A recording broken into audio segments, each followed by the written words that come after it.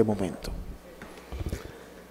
Bueno, en primer lugar, agradecer de una forma muy especial al Instituto Colombo Panameño de Derecho Procesal, al querido amigo, al profesor Zamorano. Agradecer además a los organizadores locales del evento porque nos han recibido con muchísimo afecto y decirles que estoy acá para tratar de entusiasmarlos con que Panamá inicie su proceso de reforma al sistema de justicia civil. Por lo tanto, si me colocan la presentación, lo que voy a tratar de hacer es mostrarles un poco cuáles son los grandes desafíos que deben enfrentar y las dificultades que van a encontrar, pero también lo importante que puede ser lograr un proceso de reforma a la justicia civil. Voy a ver si logro hacer funcionar, ahí está. Por lo tanto, básicamente voy a tratar de responder a 4 preguntas fundamentales. ¿Qué justicia existe hoy en Latinoamérica? ¿Cuál es el panorama de nuestro sistema de justicia civil? En segundo lugar, ¿qué ha pasado con las reformas procesales en América Latina en los últimos 30 años? O sea, ¿qué se ha hecho y qué hemos aprendido de ese proceso? En tercer lugar, voy a tratar de ver qué justicia civil queremos lograr, cuáles son los objetivos de ese sistema de justicia civil y cuáles son hoy los principales debates o discusiones procesales que se están dando y por lo tanto cuáles deben ser los cambios. La verdad que las conferencias de mi querido amigo el doctor Navarrete y también del profesor Peláez me han solucionado gran parte de lo que yo voy a analizar porque me han contextualizado los debates fundamentales que se están dando. Primero, la foto de lo que se estaba contando o se estaba narrando en las exposiciones precedentes y también en algunas exposiciones de ayer. Este es el proceso civil que tenían muchos países de América Latina y que por lo que ustedes cuentan tiene Panamá en este momento. No voy a analizar todas estas características porque las sabemos de memoria, ya el profesor Navarrete las señaló, pero básicamente un proceso eterno, escrito, que favorece las actitudes maliciosas de las partes, donde no hay transparencia y donde básicamente es un proceso que yo definiría de jueces y abogados. Hace 50 años atrás, los procesos estaban diseñados por y para jueces y abogados, pero en los nuevos paradigmas de la justicia civil, como lo señalaba recién el profesor Peláez, el centro debe ser no el juez ni el abogado, sino el justiciable, que ha sido el gran ausente de todos los procesos de reforma. ¿Cómo se hacía una reforma? Se juntaban en una sala 5 profesores, redactaban un proyecto, lograban apoyo del sistema político, se impulsaba, se aprobaba un código y se trataba de poner en funcionamiento. ¿Qué lograba? Generalmente, ¿qué ocurría con eso? Es que entrábamos en un nuevo fracaso. ¿Por qué? Porque faltaba un factor esencial en los procesos de reforma, que es la participación de la sociedad civil.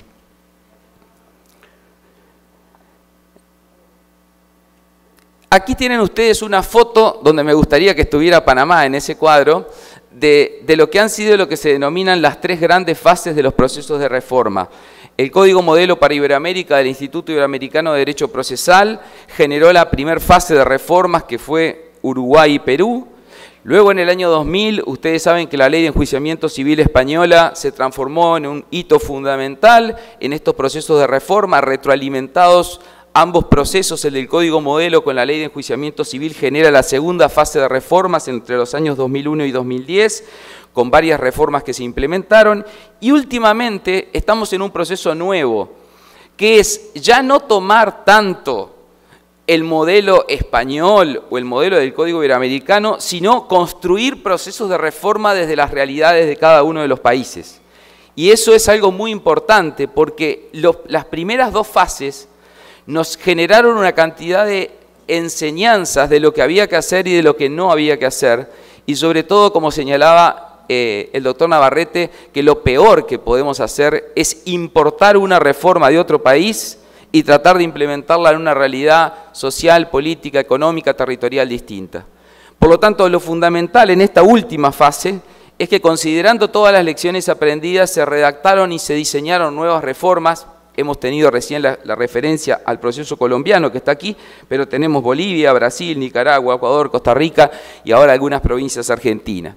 Entonces, tenemos de alguna manera hoy, ustedes tienen, cuando estén trabajando en esto, una cantidad de insumos fundamentales para tratar de diseñar una reforma tratando de por lo menos equivocarse en cosas distintas a los que nos hemos equivocado en procesos anteriores. Y eso es muy, muy importante porque genera un conocimiento muy útil. Por lo tanto, si hablamos de oralidad, que es el tema central de mi conferencia, hablamos de reforma a la justicia civil. ¿Por qué? Porque la oralidad ha sido el gran motor de los procesos de reforma a la justicia civil en Latinoamérica.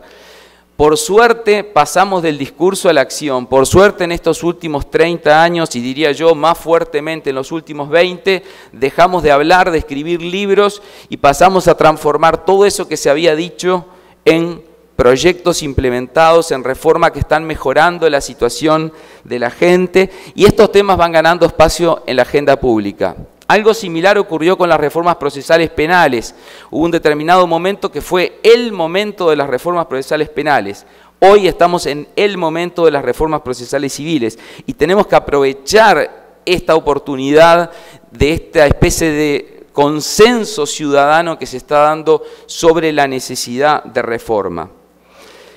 Pero claro, cuando se habla de oralidad, lo primero que ocurre en todos los países es que los jueces dicen: acá es imposible la oralidad porque tenemos demasiados expedientes, y los abogados dicen: acá es imposible la oralidad porque yo no puedo, con un sistema por audiencias, gerenciar tantos casos. Y entonces vienen las resistencias. Y aquí es donde me parece que hay que romper un primer mito fundamental. Que exista mucha cantidad de procesos no quiere decir que no se pueda estructurar un proceso por audiencias, porque la oralidad debe ser adecuadamente dosificada. Y déjenmelo explicar con un caso, por ejemplo, de Chile. En Chile se está trabajando en el proceso de reforma de la justicia civil y la primera respuesta fue: no se puede hacer ninguna reforma porque existen tanta cantidad de casos en el sistema de justicia que jamás va a ser posible atenderlos con oralidad. Entonces dijimos, bueno, pero ¿por qué primero no vemos de qué tratan estos casos? Cuando se analizaron los casos, llegó a la conclusión que el 80% de los procesos civiles del sistema eran cobranzas de deudas de empresas de crédito que sabían que no iban a cobrarle al deudor porque no tenían ninguna garantía, pero que tenían que hacer el proceso para poder castigar en sus balances esos créditos y no pagar impuestos por esos créditos. Por lo tanto, ¿qué estaba haciendo el sistema de justicia?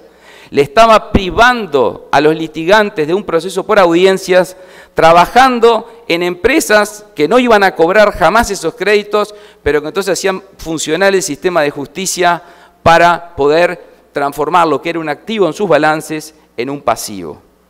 Entonces quizás, no sé cuál es la realidad en Panamá, pero quizás si empezamos a desbrozar, podemos llegar a la conclusión de que del 100% de los casos, en realidad hay solo un 20% de los casos que justifican ir a un proceso por audiencias. Si hacemos un traspaso de esto con lo que puede ser el proceso penal, a pesar de que la transferencia requiere muchos filtros, es algo similar a lo que ocurre en el proceso penal en cuanto a qué cantidad de casos vamos a llevar a juicio oral y qué cantidad de casos los vamos a resolver por procesos abreviados, por acuerdos o por distintos sistemas que los nuevos sistemas acusatorios prevén. Entonces, esto resulta muy, muy importante para no caer en esa especie de pesimismo de no se puede hacer nada. Y el otro sistema fundamental es el de la infraestructura. El de la infraestructura también genera una dificultad, que es decir, no podemos porque necesitamos muchos edificios y muchos juzgados. Miren, yo he visto reformas a la justicia civil en países de muy pocos recursos que han tenido apoyo internacional con edificios maravillosos y reformas fracasadas, y he visto reformas procesales con muy pocos recursos y edificios muy humildes y muy pobres con reformas exitosas. Por lo tanto, sí tenemos que tener el apoyo mínimo de la tecnología, que hoy es muy barato, o sea, necesitamos grabar las audiencias, pero hoy eso es muy barato y necesitamos pequeñas salas de audiencias. Pero la verdad es que entre nosotros a nadie le interesa ir a ver audiencias de procesos civiles, por lo tanto no esperen audiencias con mucho público, ¿tá? Yo con suerte luego trato de convencer a mis alumnos de que vayan a ver la audiencia de procesos civiles. Entonces, basta tener pequeñas salas de audiencia y una gran sala por si un día viene un político y entonces quieren ver ese proceso y ahí tienen una gran sala para que debata. Bien, yo les traje aquí una foto. Este es un informe que acaba de salir publicado, es una institución que se llama World Justice Project, que hace un estudio de los sistemas de justicia en el mundo y rankea todos los países del mundo. Yo aquí lo que les seleccioné son los países de América Latina más España y Portugal, porque son los países, perdón, toda América más España y Portugal, porque son los países más cercanos a nosotros. En el lado izquierdo ustedes tienen el lugar en el ranking de América, España más Portugal, y al lado derecho el ranking mundial. Como ustedes pueden ver, es interesante que los países que han hecho reformas a la justicia y ya llevan tiempo de reformas implementadas, han ido mejorando en estos rankings. Y, por ejemplo, Canadá es sin duda uno de los países que en materia de justicia civil tiene un rol fundamental y, por supuesto, bueno, Uruguay, que hizo la reforma en el año 89, Portugal, Estados Unidos, España, Chile y Costa Rica. Ahora, uno puede decir, pero ¿y por qué en ese ranking aparecen países que tienen códigos nuevos, modernos, tan mal posicionados? Bueno, es que uno de los elementos fundamentales que se adopta para este ranking tiene que ver con el índice de corrupción que tiene el sistema de justicia civil, que eso es algo que no se soluciona con los códigos, lamentablemente. Los códigos procesales pueden apenas tratar de limitar la mala fe de los abogados y de alguna manera limitar el poco trabajo que a veces pueden querer realizar los operadores jurídicos, pero los códigos procesales no frenan la corrupción. Entonces, bueno, ese elemento también es considerado. Como ustedes ven, entonces, hay una cantidad de países que hicieron la reforma procesal civil, que tienen códigos con procesos por audiencia, y la pregunta es, bueno, ¿y qué se logró con todo esto? En primer lugar, ¿qué cosas buenas sucedieron con estas reformas? En casi todos los países disminuyó la duración de los procesos. Bueno, ustedes me pueden decir, ¿cuánto disminuyó? Bueno, procesos civiles que de promedio tardaban 5 o 6 años han pasado a durar entre 1 y 2 años. Esto me parece un gran logro. Ahora, claro, algún sistema europeo, por ejemplo, el proceso alemán en primera instancia tarda 8 o 9 meses. Por lo tanto, yo creo que no estamos tan lejos de soñar con un proceso civil que en una primera instancia tarde entre 1 y 2 años y una segunda instancia que no debiera tardar más de 5 o 6 meses. Esas cifras son posibles, se ha demostrado que son realistas en América Latina y que se puede aspirar a eso. Se ha logrado, por supuesto, en la inmediación efectiva. Yo la verdad es que cuando a veces hablo de oralidad, pienso en si el término adecuado es oralidad. Porque en realidad todos nuestros viejos códigos tenían audiencias orales. Lo que pasa es que el problema era que esas audiencias, ¿quiénes las tomaban? Funcionarios que no eran el juez no estaba, era un receptor que tomaba la audiencia. Entonces la clave es oralidad, sí, pero oralidad con inmediación, o sea, oralidad con el juez presente en toda la audiencia. Y adelanto que la única solución para que el juez esté presente en toda la audiencia es la que adoptó el Código colombiano, el Código uruguayo y todas las reformas que lo siguieron, que es absolutamente nulo todo lo actuado sin el juez. No hay otra solución, porque cualquier otra solución que se busque implementar ha fracasado. Entonces, allí van a ser los abogados los que van a estar controlando y el juez que no va a querer padecer y sufrir una nulidad absoluta de la audiencia. Se ha moralizado el proceso, sin duda, el dicho ese de que el papel resiste cualquier cosa es verdad.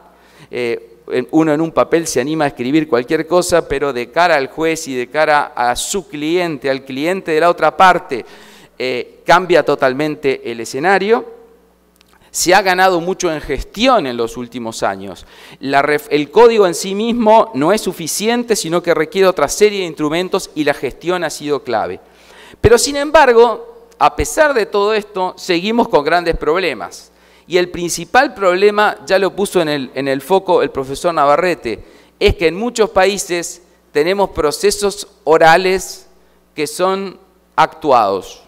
O sea, en realidad los abogados lo que hacen es preparan sus exposiciones orales y van a leer en la audiencia, y el juez también lee. Y esto no sirve absolutamente para nada. Entonces, uno de los grandes problemas es que tenemos que cambiar las prácticas. Esto también ha sido uno de los grandes dilemas del proceso penal, o sea, tratar de cambiar las prácticas, sacarnos, como decían los profesores de penal, el chip inquisitivo de la cabeza y tener un chip acusatorio, y bueno, aquí tenemos que sacarnos el chip de la escritura de la cabeza y colocar el chip de la oralidad. Y esa ha sido una dificultad.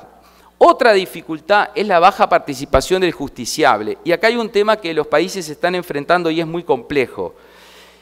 Y es si a la audiencia preliminar al menos debe comparecer necesariamente la parte litigante. No el abogado representándola, sino en el caso de las personas físicas si debe estar la parte litigante. Porque si la parte litigante no está, al menos en las fases principales del proceso, seguimos con un proceso que es para jueces y abogados, porque la parte no aparece en ningún momento del proceso. Y esto se está discutiendo y generalmente los que más se oponen a la obligatoriedad de la presencia de la parte no es la sociedad civil sino los abogados. ¿Por qué? Porque si yo estoy solo en la audiencia sin mi cliente sentado ahí al lado, nadie me controla. Si yo tengo a mi cliente sentado al lado, mi cliente sabe lo que yo hago y no necesita saber derecho para decir cosas como las que hemos escuchado en algunas audiencias, cuando íbamos a hacer estos relevamientos con los estudiantes, que decía, profesor, a mí me gustaría tener el abogado de la contraparte, ¿cómo hago? Decía eso los justiciables, porque se daban cuenta que su abogado no tenía ni idea de lo que estaba ocurriendo en la audiencia. Entonces, aquí hay un problema de contralor, de control, que es fundamental. Bien. El otro gran tema son las universidades. Las universidades en América Latina, salvo muy raras excepciones, no se han dado cuenta del enorme desafío que tienen por delante y de la enorme oportunidad que tienen por delante si empiezan a preparar a los estudiantes en técnicas de argumentación, en técnicas de interrogatorio, en dirección de audiencia. Claro, da mucho más trabajo hacer eso que ir a dar una clase sobre la teoría de la acción, que uno ya tiene escrita hace mucho, va y la repite, todos la repiten, quedamos contentísimos, citamos 18 autores y parece que sabemos mucho, pero en realidad lo que es difícil es enseñar a litigar en debida forma. Y esto solo se aprende con sistema de taller, con sistema del caso, y las universidades están teniendo, salvo algunos casos excepcionales, enormes dificultades para esto. Entonces la pregunta es ¿por qué nos cuesta salir de nuestra zona de confort? ¿Por qué nos cuesta pasar de un sistema al otro? ¿Y saben por qué? Porque los abogados y los jueces somos los seres más tradicionales que existen. La peor noticia que nos puede dar alguien a nosotros en una mañana es tenés que empezar a estudiar mañana un código nuevo. Entonces, como esa es la peor noticia que nos pueden dar, claro, ¿cuál es la reacción primaria frente a una reforma? La reacción primaria es, primero, ojalá que no se haga, segundo, ojalá que no se apruebe, tercero, si se aprueba, ojalá la suspendan, y cuarto, si se suspende, ojalá nunca entre a regir. Entonces, el gran problema que tenemos es un tema cultural, porque pensamos solo en los jueces y en los abogados, y no pensamos en que hay gente ahí afuera que necesita cosas muy sencillas. No está discutiendo sobre si la carga probatoria dinámica es muy importante o no. Entonces nosotros discutimos años sobre esto y yo he visto fracasar reformas en varios países cuando el sistema político estaba de acuerdo en aprobarla porque los académicos no se pusieron de acuerdo sobre el rol del juez. Entonces, como votaron 50% de los académicos en un sentido y 50% en otro, dijeron no hacemos reforma.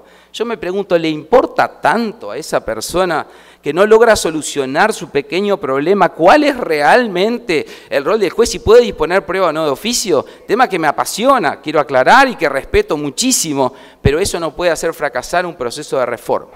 Entonces, este cambio, esta salida de nuestra zona de confort es realmente compleja.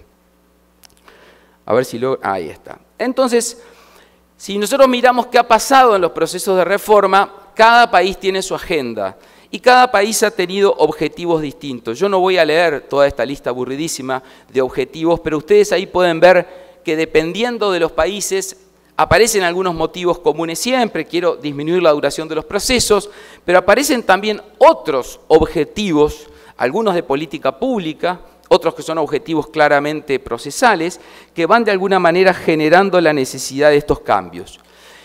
A mí me interesa destacar un objetivo que recién empezó a aparecer en los últimos años y que antes no estaba en la agenda, y es la necesidad de mejorar la calidad de información que tiene el juez para resolver. Este es un tema para mí fundamental, porque una de las ventajas del proceso por audiencias es justamente que el juez obtenga mejor calidad de información. Lo que el profesor Peláez puso de manifiesto en la prueba pericial es también, por supuesto, que aplicable a otras instancias probatorias, donde la gran ventaja que tiene el juez y que tienen las partes a través de los interrogatorios y de los contrainterrogatorios es obtener información de calidad para resolver. Y esa, en definitiva, a mí me parece que es uno de los temas fundamentales.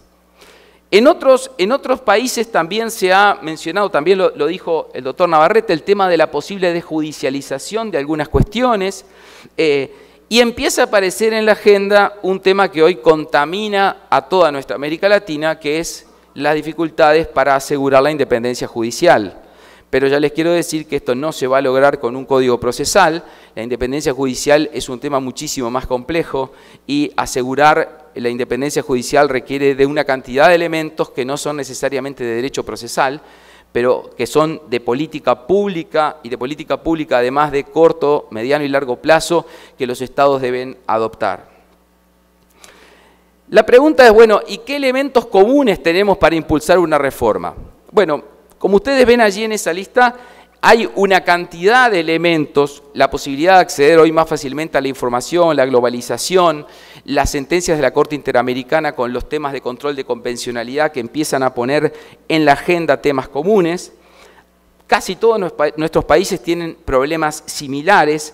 Podemos ir tomando experiencias de otros países en esta especie de efecto contagio para entusiasmarnos juntos en el proceso de reforma. Y sobre todo, uno de los principales temas comunes que tenemos, y lamentablemente es una mala noticia, es que todas las encuestas que se hacen muestran un creciente descontento de los usuarios del sistema de justicia. Hoy se habla por algunos autores que el sistema de justicia y la sociedad civil padecen una situación de quiebre de tal magnitud que es peligroso que en poco tiempo exista prácticamente una total desconfianza de la población en el sistema de justicia. Y esto es muy grave. Es muy grave porque no hay sistema democrático sin un sistema de justicia que funcione en forma razonablemente adecuada. Hay varios países en que las Fuerzas Armadas, por supuesto que la Iglesia, por supuesto que varias instituciones políticas están por encima en los rankings de confianza que lo que está el Poder Judicial. Y este es un problema muy grave que vamos a tener que enfrentar. Por lo tanto, el punto de partida para lograr la reforma, una vez que nos convenzamos de que ello es posible, es tener en cuenta que tenemos que tener una visión integral, que el Código Procesal es solamente uno de los elementos del proceso de reforma, pero que necesitamos cumplir con todos los demás elementos que ustedes ven en ese cuadro para poder lograr un sistema de justicia de cara más humana, un sistema transparente. No hay, por supuesto, reforma adecuada, sin independencia, sin transparencia y sin publicidad, pero necesitamos tecnología, necesitamos gestión, necesitamos articular otras salidas al proceso. Los abogados seguimos pensando que el juicio es la solución de todo, el juicio es una mala solución generalmente. Ojalá los medios alternativos de resolución de conflictos funcionaran. Yo la verdad es que soy bastante pesimista sobre los resultados que hemos tenido en general en América Latina sobre los medios alternativos, lamentablemente, pero sin duda son un factor fundamental. Cuando llegamos al proceso de reforma nos encontramos con una situación que suele darse en todos los países, y es que los caminos suelen no confluir. En un lado, en una especie del lado del ring, estamos los abogados y los jueces que tenemos dificultades entre nosotros, pero que estamos juntos en el mismo barco, y del otro lado están los litigantes. Y en realidad, mientras los abogados y los jueces estamos discutiendo temas teóricos, temas conceptuales, estamos preocupados porque mañana vamos a trabajar más o vamos a trabajar menos, la verdad es que los litigantes solo piden cosas muy básicas y esenciales. Un proceso simple y que entiendan, ¿verdad? En segundo lugar, que le vean la cara a su juez o jueza. En tercer lugar, que le resuelva su problema y en un tiempo razonable. Son bastante menos exigentes que nosotros. Lo que pasa es que lo que nos piden es mucho más difícil que discutir sobre teoría general del proceso o discutir sobre la naturaleza de las instituciones procesales, porque lo que nos están pidiendo en definitiva es la esencia de un sistema de justicia, y nosotros a veces discutimos sobre los temas técnicos que no suelen ser el problema de la gente. Cuando hablamos ya de derecho procesal, la gran pregunta es, bueno, ¿y qué temas de derecho procesal tenemos que analizar? ¿Cuáles son las bases conceptuales para reformar? Y la verdad que hoy existe muchísimo material generado sobre el debate de los temas procesales en las reformas. Y me parece que uno de los objetivos centrales es sí tener una base conceptual muy sólida, pero sí también tener flexibilidad. Hay un dicho popular que dice, lo ideal es enemigo de lo bueno. Nunca, ninguno de los que trabajemos en una reforma vamos a lograr que la reforma sea exactamente como nosotros la queremos, pero seguramente una reforma va a ser mejor que no hacerla. Un dato que les doy objetivo, no existe ningún país que haya hecho reforma procesal civil en los últimos 25 años en los cuales se proponga volver al sistema anterior. Es una buena noticia. O sea, aún en los sistemas que les ha ido peor, dicen estamos mucho mejor que antes. Con lo cual, parece ser un indicador bastante claro que hay un consenso de evidencia, llamémosle científica, de que estos pasos han sido quizás no los mejores, quizás no los ideales, pero han sido útiles. Entonces, es fundamental que en los debates procesales no caigamos en una especie de razonamiento inflexible, sino que permitamos ser plásticos en la adopción de las decisiones. A los que les gusta el derecho procesal, y me imagino que acá hay muchos, ahí tienen una lista de conceptos que quizás muchos de nosotros, no ustedes que son jóvenes, pero que por lo menos yo, muchos de esos conceptos me los enseñaron de una manera en la facultad y lamentablemente cambiaron. La legitimación que yo aprendí en la facultad no es la misma que la legitimación hoy. Piensen en los procesos colectivos, por ejemplo. El concepto de cosa juzgada, aquel estricto de la triple identidad, cambió. Ni que hablar sobre el debido proceso en su visión individualista, que hoy debe verse en algunos casos con una visión colectiva. El tema de la carga dinámica de la prueba, que hoy ya es una discusión vieja, no existía cuando yo estudiaba. Ya no se habla más de los sistemas tradicionales de valoración de la prueba que todos aprendimos, ¿se acuerdan? La sana crítica, la prueba legal o tasada, ya se dice ese sistema está bastante perimido, hay que hablar ahora de estándares probatorios, y así podemos seguir con una cantidad de institutos procesales y de debates que vamos a tener que ir necesariamente dando. Yo simplemente se los dejo aquí para que después ustedes lo puedan tener como material de insumo y de trabajo, pero cada uno de estos temas ameritaría una discusión técnica. En definitiva, entonces, el desafío de replantear los conceptos procesales parte de la base de entender que tenemos grandes cambios en nuestras sociedades, que aparecen elementos, nuevos actores del sistema de justicia. En algunos países los juicios no se hacen en los juzgados, los juicios se hacen en la televisión. Una persona es condenada no porque hubo una sentencia de un juez, sino porque el periodista de más prestigio, de más audiencia, dijo que esa persona era culpable o inocente. Y el sistema de justicia, ausente.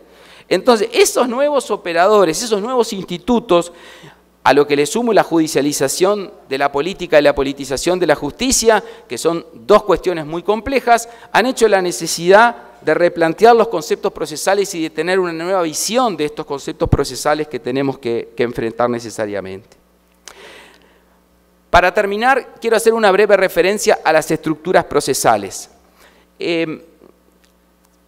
Existía en el derecho procesal tradicional aquella posición que nos enseñaron todos que cada objeto de cada proceso debía tener una estructura procesal. Entonces, para el proceso laboral tenemos un proceso especial, para el proceso de familia especial, para medio ambiente, para agrario, etcétera, etcétera.